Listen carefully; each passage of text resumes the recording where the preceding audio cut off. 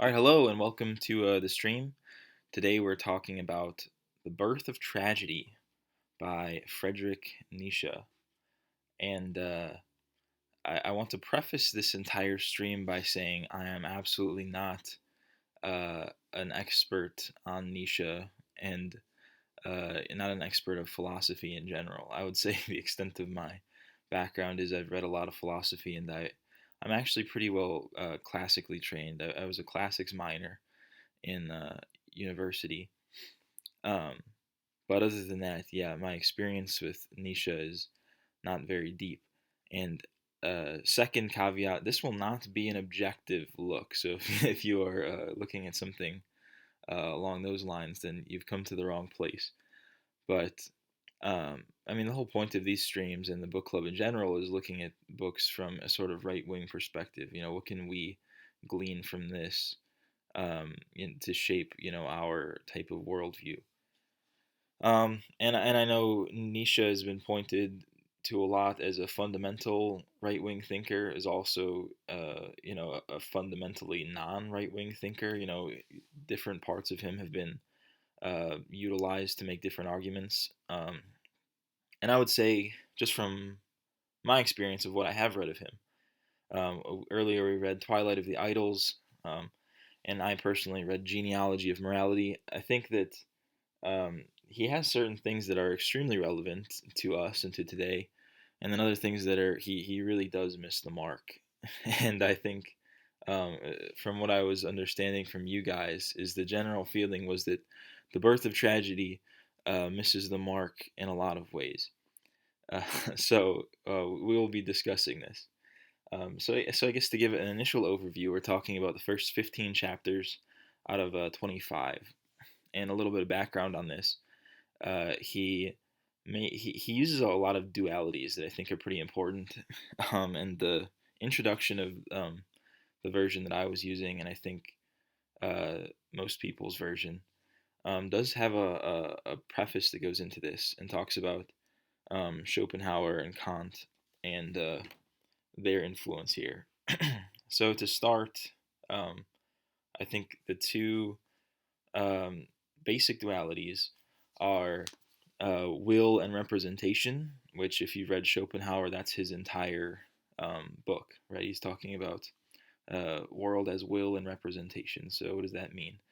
Well, will is like the true essence of an object or um, anything, what it truly is, versus representation, or sometimes translated as idea, is how this object is viewed through us through the filter of life, like through our observation. And this is going to be an obscured version. It's going to be covered in illusion, right? So it is not the true essence of the object.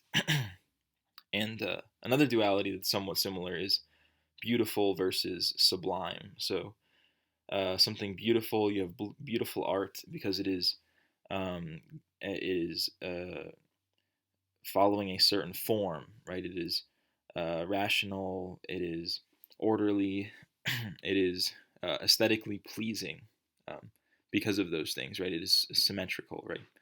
Uh, versus the sublime is something that goes beyond, and it has this primal component. You could say that he uses this word primal a lot to describe these things that are sort of transcendent in quality. So from these two dualities, we extract this third duality, which is what the entirety of the first half of this book is about, which is the Apollonian versus the Dionysian, uh, like worldview, I suppose. So you have Apollo, who is a very reasonable god, right? He's the god of prophecies, god of art, um, sometimes a god of the sun, right? So solar idea there. Um, so this is a very rational, very beautiful, very orderly, and very centered in. Well, he also has this other distinction between dream and intoxication. So he says the Apollonian mindset is in rooted in dreams, right? So it is the image of a dream. Then you have the Dionysian worldview, which is rooted in intoxication. So it is going um, into this primal place. You might even say spiritual, transcendent. Uh, Dionysus, he was the god of wine.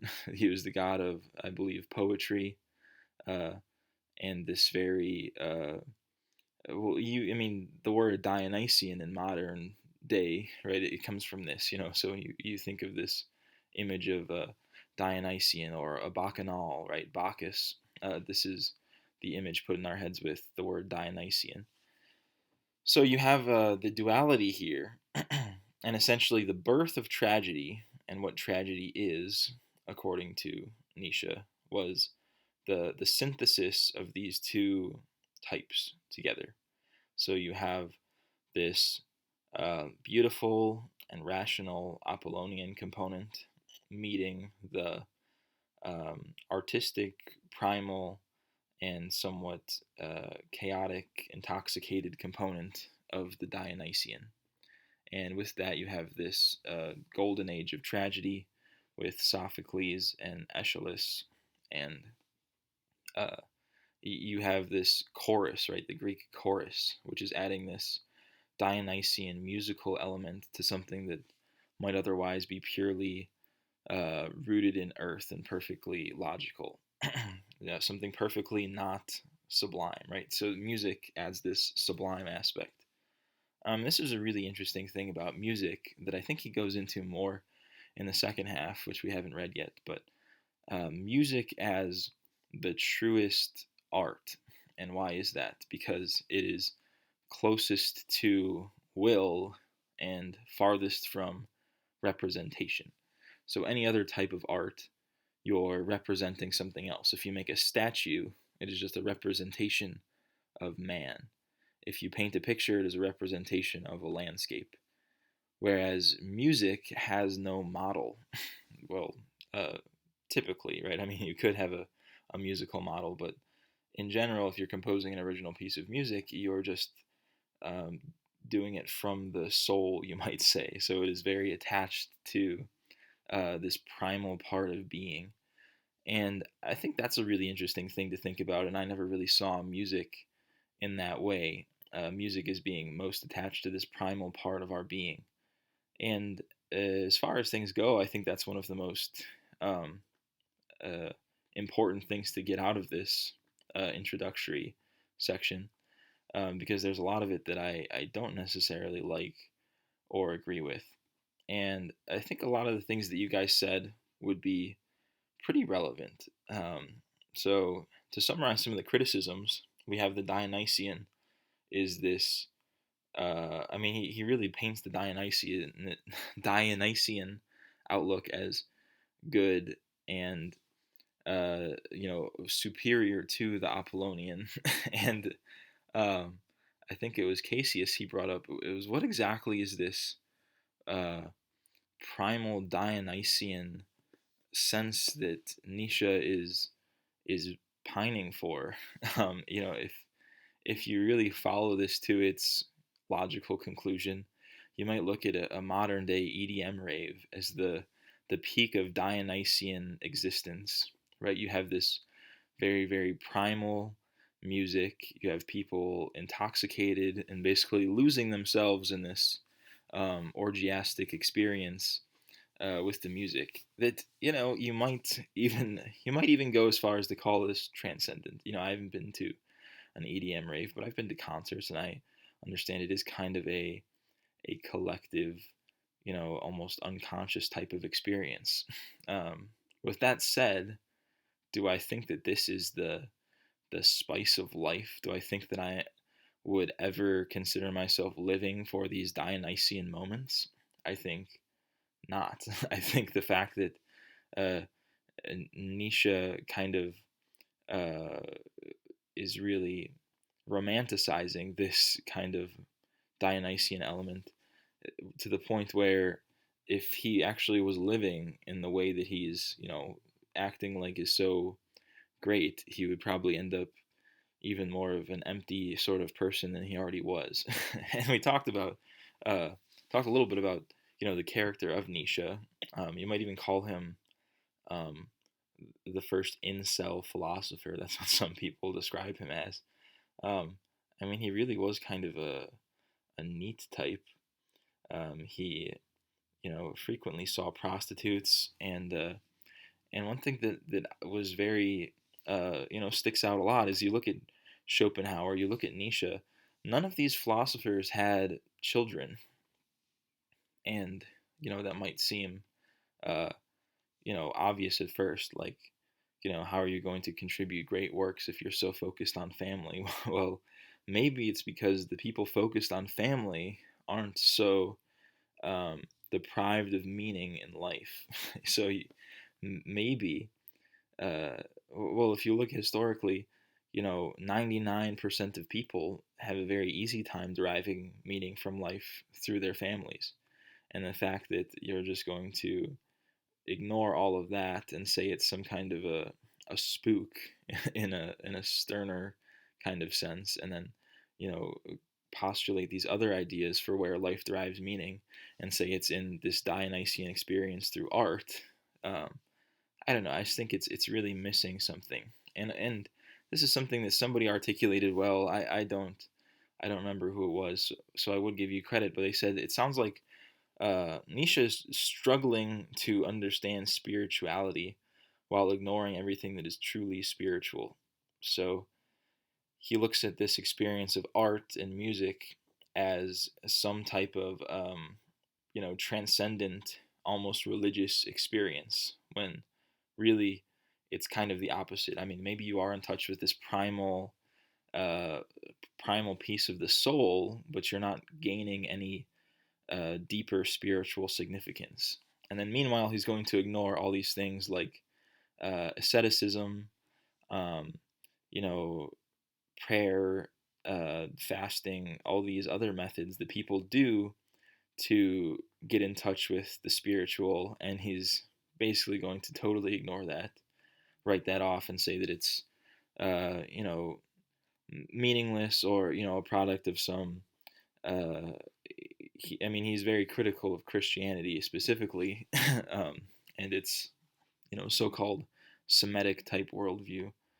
Um, so yeah, I think you have this guy who's really missing the mark, but he does have some very interesting ideas, and I do think the things that he says about music are interesting.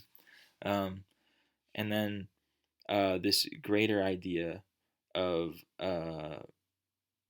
logic, right? So the decline of tragedy. So we have the birth of tragedy is the merging of the Dionysian Apollonian, and he thinks that the decline of tragedy comes as the Apollonian takes over, and you have Euripides who removes the chorus and like includes this long preamble introduction to explain the context of all of his tragedies, which he says takes a whole lot out of it, and it's no longer this transcendent, it's purely rational, and it's less artistic.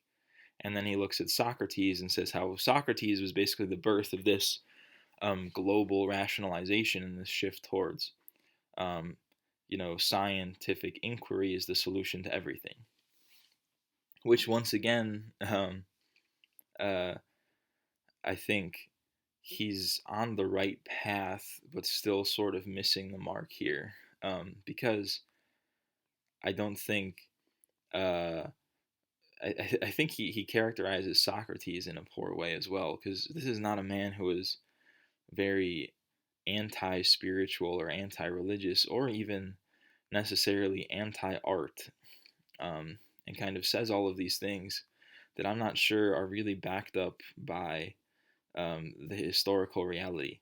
And he says a lot of things, and this is probably my biggest critique of Nietzsche. Um, if you're reading good philosophy, and I think we've read a lot of good philosophy in this club, um, when I read someone like uh, Gunan or Evola or even Chesterton, like we had last week, um, you don't agree with everything they say. Obviously, I don't agree with everything that Rene Guénon says. But there's things that he says that I'm saying that I will read and say, wow, that perfectly articulates X phenomenon, and I 100% agree with this, and this is a really good way of looking at the world. Meanwhile, I never have had that moment reading any Nietzsche. I mean, there's been some things that I've read that he's talked about, such as, The Will to Power, or The Death of God, or The Last Man, where I have kind of had that sort of feeling, but that was not present in any of the books that we've read. Um, so in Birth of Tragedy, I never had a kind of moment where I'm like, this is totally groundbreaking. This is a perfect way to articulate this phenomenon. And once again, I think that's good philosophy, is if you can do that. If your philosophy doesn't resonate with people, and I don't even mean that, you need all this background, because people say, oh, well, you'll never get Nietzsche if you haven't read Schopenhauer, if you've never read Kant, or if you've never read classics.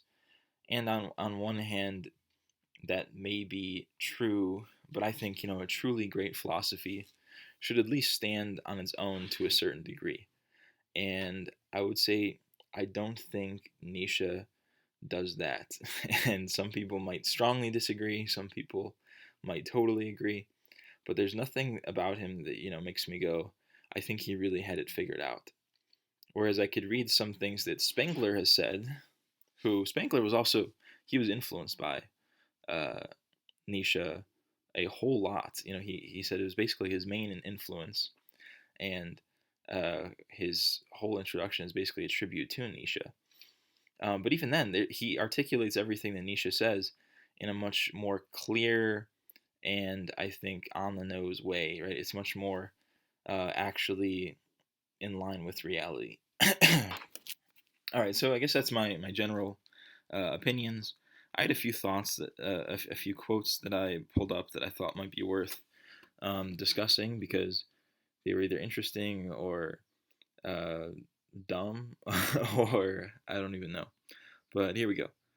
So, in this sense, the Dionysian man is similar to Hamlet. Both have at one time cast a true glance into the essence of things.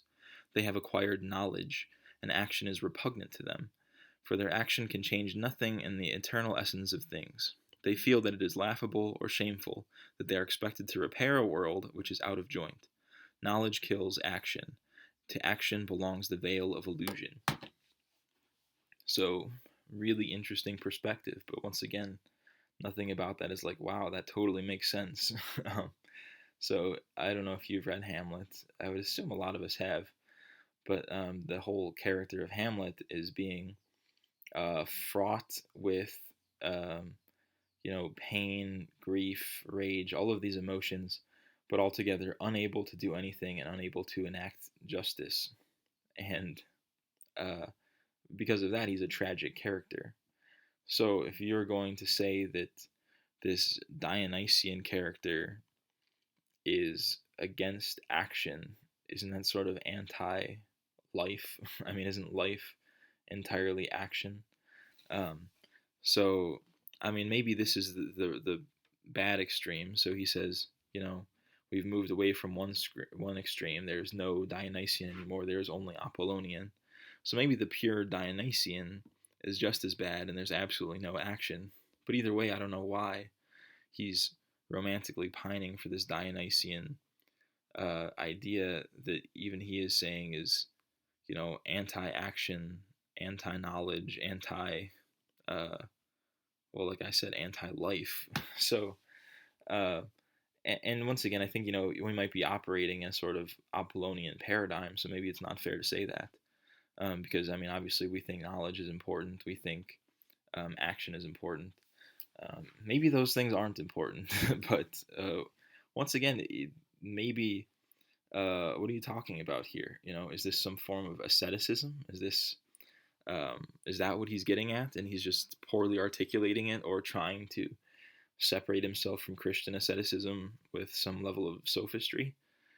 Um, I don't really know. I don't know what exactly he's trying to accomplish here. And speaking of that, I accidentally deleted the quote, and I didn't have time to go find it.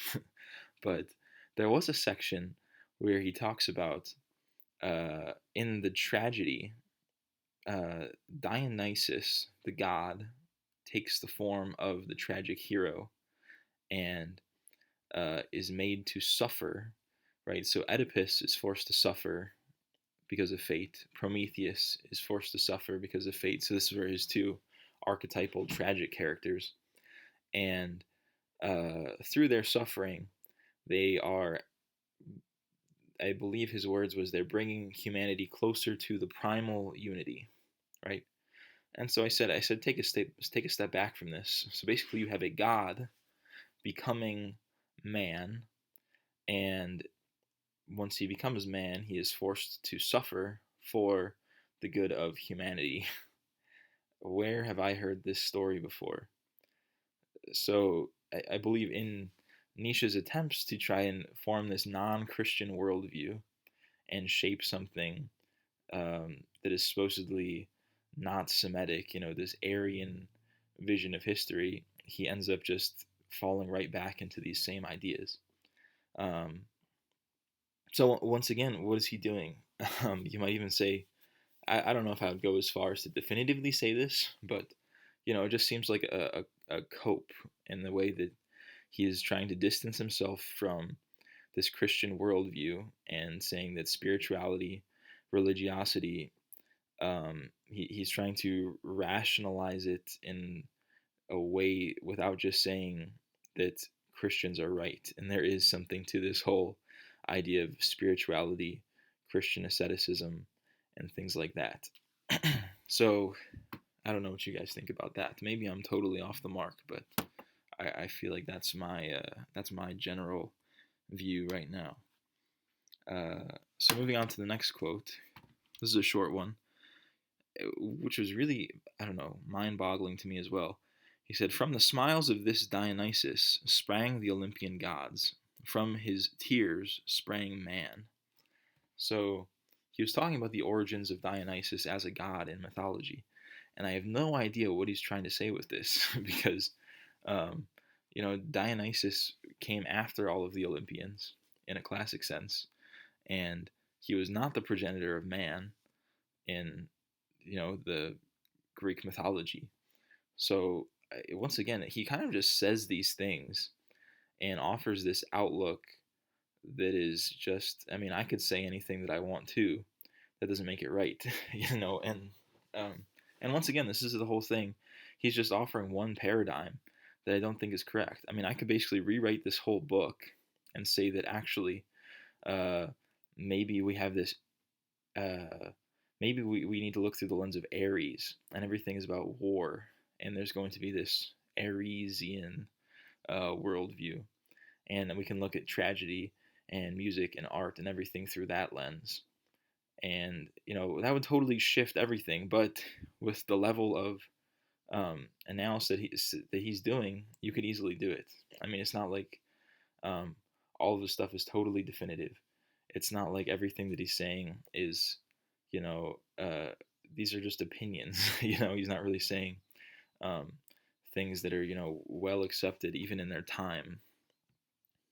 So yeah, he's just, creating this paradigm, creating this duality that I don't think necessarily has to exist. Things are simultaneously not that simple and also could in fact be a whole lot simpler. We don't have to have this merging of Dionysian and Apollonian. Maybe there's a third thing that is just beyond both of those. Um, so yeah, I don't know about that. It's just weird. Um, so next quote.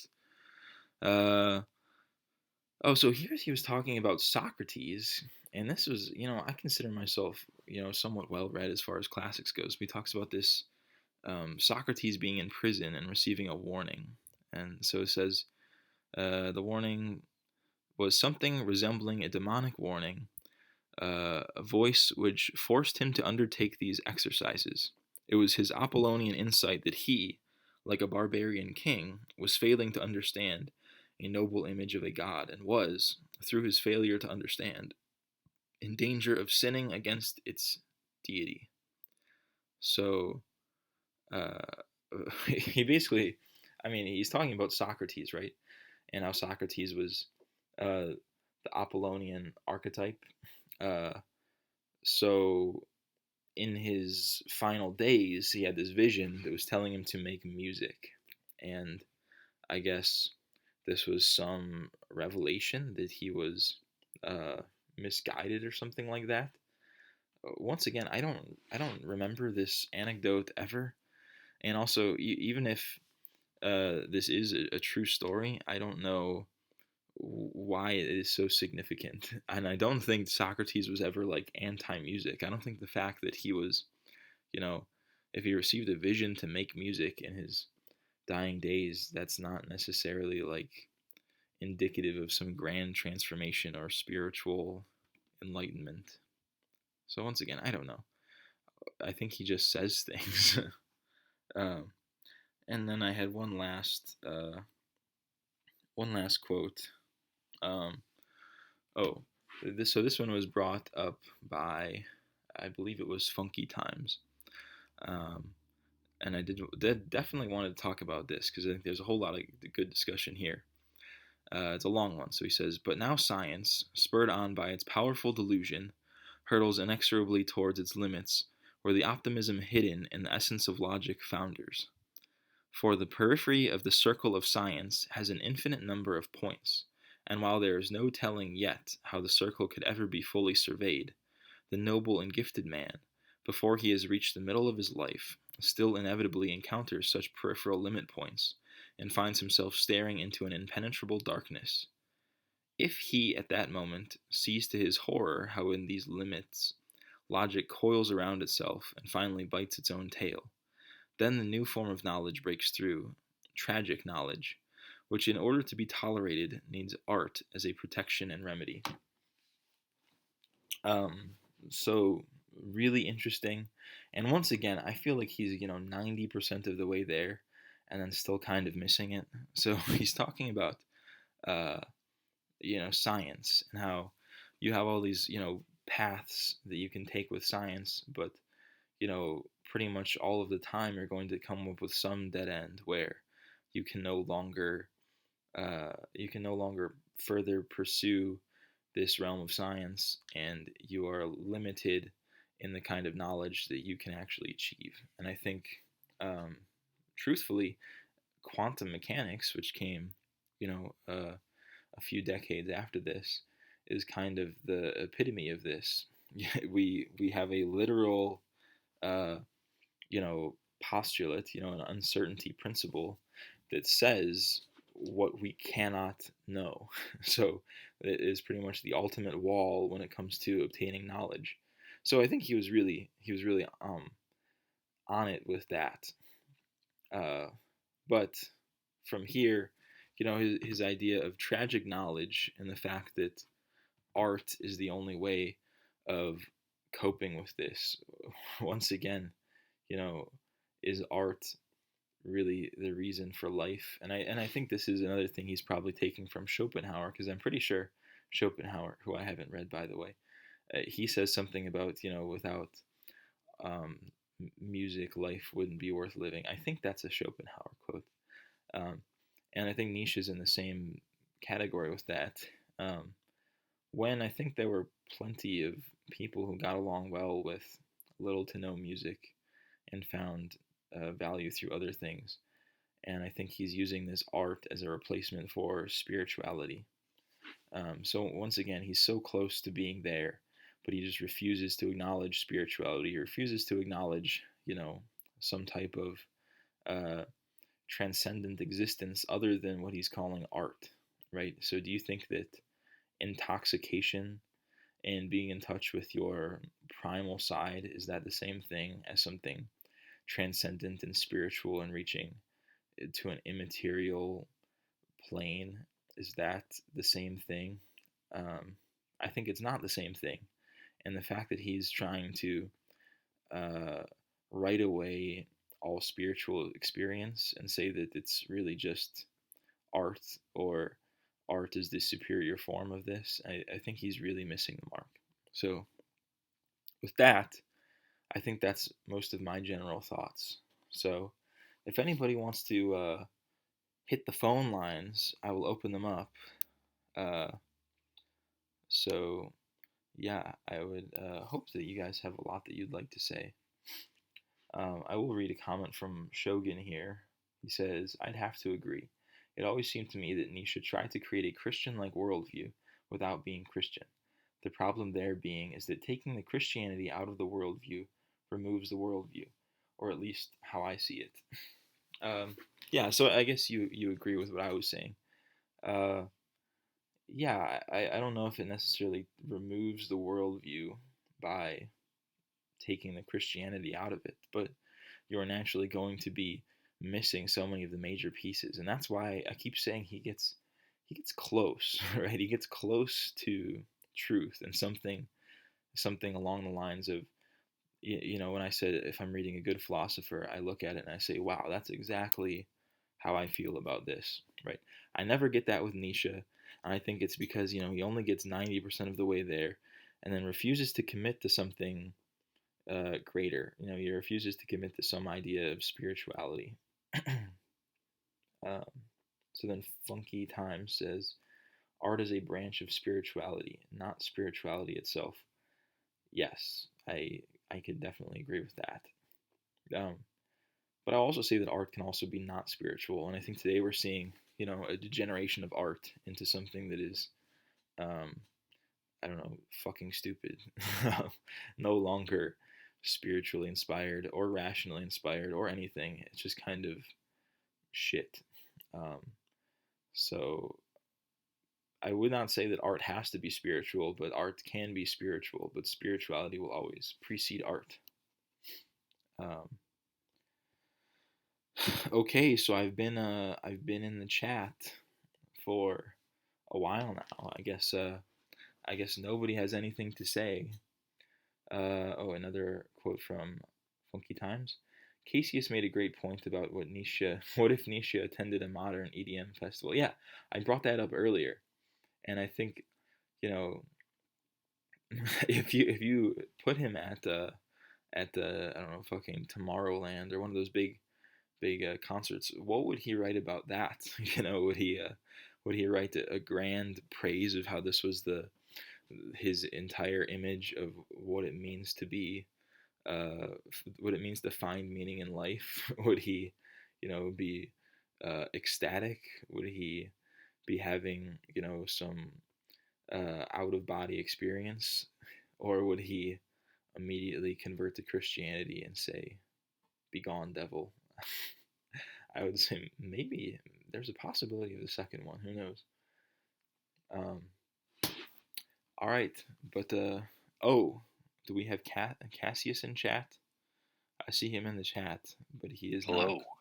Oh, there we go. All right, you are live. What do you have to share with us today? So, as I was reading, I was kind of trying to form a critique of Christianity on behalf of Nietzsche, who didn't seem capable of formulating one himself. And I had always seen this connection of Christianity being called Apolline or Apollonic or whatever you call it, Apollonian. Apollonian. But yeah, now I really get what that's about. And then it was when he got to describing Socrates that something came to me where maybe his critique of Socrates as a person isn't exactly correct, but maybe in an archetypal sense, the Socratic man took this Apollonian principle and that eventually evolved into rationalism that consumed the world we know today. Oh, And relating back to Christianity, derived from this Apollonian kind of world, maybe it's predisposed to allowing this Socratic type man to run rampant and unleash uh, things like rationalism and scientism and this kind of thing. Um, yeah, so I think that is a good point, and I will say I watched the first part of that video that you shared with me where he did talk about um, Spengler. So I guess if we're talking about Spengler and the decline of civilizations, he says he relates this decline of Greek civilization to this rational but kind of spiritually desolate civilization, um, and he relates that to our enlightenment. So he says Western civilization had this enlightenment where we put rationalism above everything else, and we have then seen this decline. Um, and so, yeah, you're saying um, whether this embodiment of the Apollonian and the purely rational is a product of is a cause of decline. And I would say yes, right? I would say yes, but I think that there's still nothing wrong with uh, rationality. The problem is if you remove the spiritual aspect, right? Because rationalism needs some base, and if your base is nihilism, then you end up with nothing. If your base is spiritualism, you end up with something and something good. Um, so he's saying you can't have Apollonian without Dionysian. So once again, his idea of Dionysian, he's trying to describe something spiritual and missing the mark with that. So I don't know, Cass, do you agree with that kind of characterization? Yeah, yeah, and that yeah, I forgot. That's actually the second part of my uh, take on Nietzsche's attempted critique on Christianity is the lack of the Dionysian element uh, within, especially modern Christianity, which honestly is tends to be kind of cold and dead, if I may say so. Well, I would say, well, and this is the thing when he uses Dionysian rather than spiritual, because in some ways, church is more Dionysian than ever, and in other ways, it's the as least Dionysian as ever. I mean, you see a lot of these Protestant evangelical churches. They have like a full band on stage. You know, there it's basically you're at a concert for an hour every Sunday, and is that is exactly what Nietzsche wanted? Is that is that not your Dionysian mass that he's characterizing with this Dionysian worldview? Because in the same way, when you add this musical element, you're subtracting out a more spiritual and actually uh, how would I say ecstatic element, right? So before churches were this kind of um, fun concert, there was this sacredness to it, a professionalism, and it really was transcendent. And so by almost adding the Dionysian element, you remove the spiritual element. So that's why Dionysian absolutely does not capture spirituality the way just describing spirituality does, and that's where I think he misses the mark. So I don't know. What do you think about that? Is that fair to say? So, are you uh, discarding Nietzsche's dichotomy of Dionysian and Apollonian I don't know if as being well, yeah, I don't know if I'm discarding so much as I'm saying this is only one way of viewing the world, and I don't think it is comprehensive. Whereas I think a much more simultaneously simple and more complicated dichotomy is spiritual versus material, um, and which is not the same as Apollonian versus Dionysian, but you see a lot of similarities, right? You have, right? rationalism belongs to the purely material, and then this spiritualism, um, transcendent kind of, and then also relating somewhat to this primal unity that he talks about. That's also an element of spiritualism. And once again, this is just something that somebody like Rene Guénon illustrates so much better than Nietzsche does.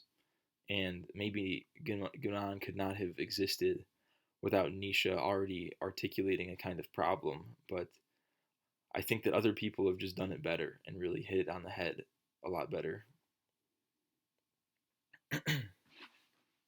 So, yeah.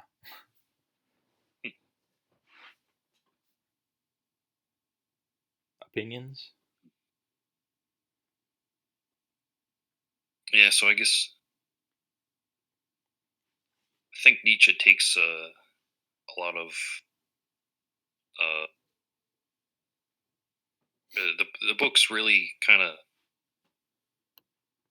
only related to art and not much else. Not much else you could apply that's words to. Yeah, so I think the second half, especially, he's going to go into more art and supposedly how it's going to reinvigorate his current society. Um, I don't know. So I'm interested to what he says with respect to that, but at this point, I'm not totally convinced that he has the answers. I don't think that this is the solution to the problems faced by Western society. Uh, I don't know. We'll see. Definitely, I feel like the value in reading Nietzsche is kind of feuding him as you're reading him and kind of sharing your refutations with everyone else. Yeah, Because he brings up good problems and invokes, all these classical things because he is educated. But as you said, he always kind of misses the mark. yeah, and I think that is one of the best um, things that they really did. Both Nietzsche and Schopenhauer, uh, they both they both recognized that something was wrong. You have this, uh, enlightened lifestyle that is for whatever reason not doing it for people, and people have this, pessimistic worldview that he's talking about, and so. Uh, yeah, he was good at articulating a problem, but not at providing a solution. And I think today we are in need of solutions since the problems are so much more obvious. uh, and I think if you actually took Nietzsche out of history and brought him to today, he would probably shift all of his philosophy. Um, I mean, maybe that's me being presumptive, but I would think that he would kind of see the progress and how exactly things have gone, and he would have a much easier time pointing out the root causes of our problems.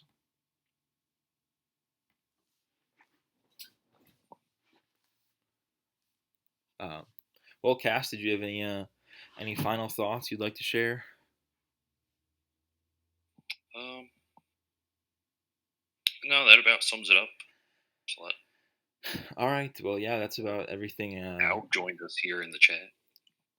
Hello. Yes. Thank you, Al. Oh, Al is here. All right. Good to see you. You had some things you wanted to say. Not particularly on the book. I just finished watching the new Asher video. It's pretty good as usual. All right. Well, we can talk about that after the stream's over. But As for the book, I haven't got to it, but from the sounds of it, I think you two are just fine on your own. And since I haven't read it, I shouldn't add to it in my eyes. okay. Well, I guess that's that's fair to say. Uh, well, either way, we appreciate you stopping by. Um, well, then I guess I'm gonna wrap up the stream. So yeah, thank you to everybody that watched. I hope you learned something, and if you disagree with anything said here, I mean, I would love to hear your opinions and uh, your arguments, counter arguments, the things that you do agree with, and I always want to try and get more people on the show, get more people active and listening. Um, so yeah, if you have any thoughts at all, make sure to make them known. Uh, but yeah, I'll end it right there. So thank you everybody for watching.